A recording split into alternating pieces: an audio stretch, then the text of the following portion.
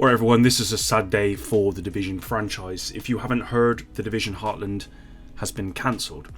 This is being reported by many news outlets and has been confirmed in the Ubisoft earnings report released today as well. So this is official. The Division Heartland is no more. And this is sad because from what I've heard and what I've read, the game had promise, having been in development for many years. More importantly, of course, all that hard work by the devs, and they're not going to see the fruit of their labour. Just imagine taking years to build a really intricate boat, one of those kind of crazy detailed sailing boats, and as you move to grab one of the last pieces, an earthquake strikes and destroys all of your hard work. That's kind of the reality the devs are facing here, and that's just really sad on a human level. Now, I do want to take a look at what some of the news outlets have reported here, but also I'm particularly interested in the announcement on the, I say announcement, it's not really an announcement, but the text within the earnings report from Ubisoft, because they go over the reasons why they've cancelled Heartland, and I don't actually think it's a good move at all. So yeah, we're definitely going to have a look at that in this video. So when the news broke, this was the first article that I saw announce the Division Heartland as being cancelled.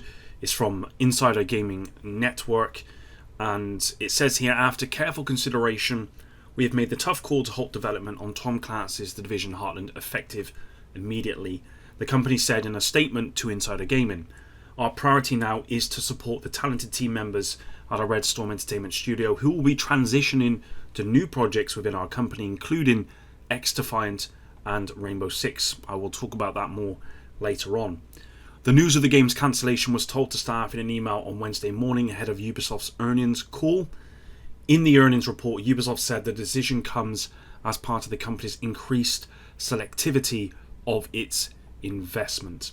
Insider Gaming understands that the game saw a significant shift in its design since its announcement, and will share more details on what the game entailed at a later date. I am very interested to see what this is all about. Throughout its development, the game has seen multiple betas with players and was even rated by the Taiwanese ratings board. According to Insider Gaming's Tom Henderson, the playtests and betas didn't resonate with players. As mentioned in the statement above, development of the game was being led by Red Storm Entertainment, the studio behind the original Rainbow Six and Ghost Recon games. The news of the game's cancellation also comes the same day when the latest installment in the Assassin's Creed franchise, Assassin's Creed Shadows, was officially revealed. Right, so here we are at the Ubisoft earnings report. Cost reduction plan on track, more focus and selective investments. And this is where the news comes from. As part of Ubisoft's efforts to streamline its operations and adapt to evolving market trends, there have been further reorganizations within the global publishing teams, blah.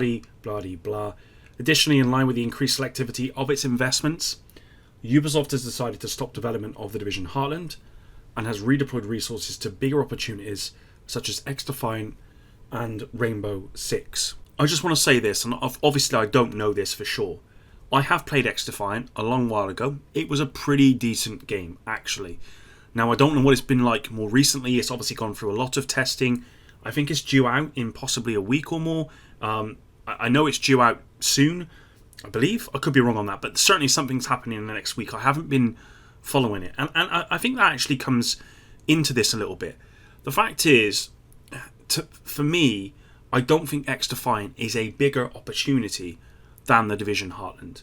I think The Division Heartland was going to be a unique PvEVP experience. There was going to be PvP in there as well. It was going to kind of go beyond what other, it's not really a battle royale, but what other survival games have done previously, but also incorporate kind of battle royale elements. And I know that's kind of in the past a little bit, but the innovation that I saw for The Division Heartland, at least the last time I saw anything about it, was something that I was excited about, and I know a lot of people were excited about that. X-Defiant, the COD killer, it's just not going to be.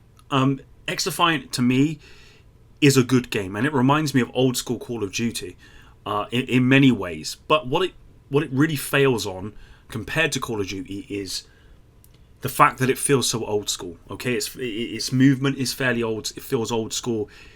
It doesn't feel as fluid as perhaps Call of Duty does, or actually nowhere near that. And I don't think it's going to attract the same audience that Call of Duty does. And if it doesn't attract that audience, then what audience is it trying to attract? Well, I don't know. And I don't think X-Defiant is going to be successful. Now, Rainbow Six, of course, is a highly successful game. I completely understand why they'd want to pour more resources into Rainbow Six. I get that. Totally understand that, and I can see why they would want to do that. But X-Defiant, for me, is going to fail. And I hope it doesn't, because there does need to be another game to really kind of challenge Call of Duty. Because Call of Duty used to be a game that I loved. It's no longer a game I enjoy at all because of what it's become. And it's only becoming more of that. Just a really poor game. A game that feels really good to play in your hands. Feels really great. It always has. But it just has so much stuff that it's just cannibalized over the years.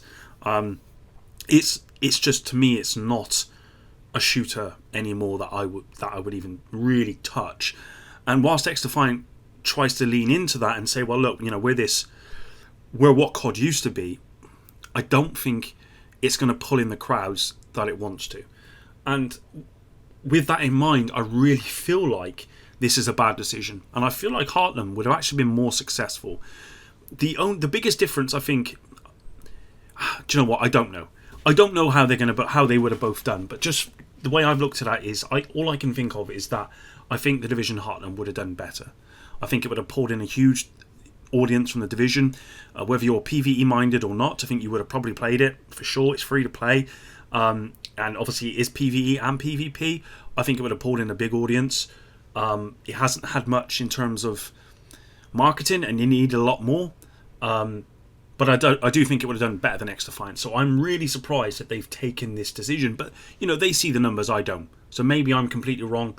We'll have to wait to see how X-Defiant does. But I'd be surprised if X-Defiant really takes off. I really would. Now, one of the things that I've seen since the Division Heartland news has come out today is that people are now thinking, well, what's going to happen with the Division 3? This was recently announced. And I personally had no concerns. I didn't think this had in any way, shape or form any effect on the Division 3. But for the people that do have concerns, I just want to point you to this article from Games Radar.